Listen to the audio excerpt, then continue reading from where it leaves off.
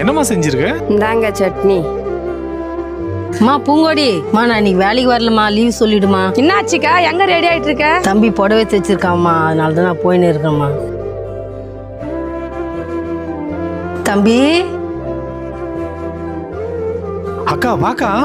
மீனா, அக்காக்கு தண்ணி கொண்டு வா. அக்கா சாப்பிடுவா அக்கா. நான் வரும்போதே சாப்பிட்டு வந்தேன்பா. சரி மீனா, அக்காக்கு அந்த புடவை எடுத்துட்டோ. அக்கா 5 நிமிஷம்க்கா. எப்படிமா இருக்க? அதான் சொன்ன மொத்தம் வந்துட்டியே, எப்படி நல்லா இருக்கத்த? அக்கா இந்த அக்கா. தம்பி போயிட்டு வரேன்பா. அக்கா சாப்பிடாம கூட போறியாக்கா? பரவாயில்லப்பா, இந்த செலவு வச்சுக்கப்பா. அக்கா எனக்கு எதுக்கா? ஏண்டா, நான் சின்ன வயசுலேருந்து கொடுத்து பழகிட்டேன், வேணான்னு சொல்லாத, வச்சுக்கப்பா.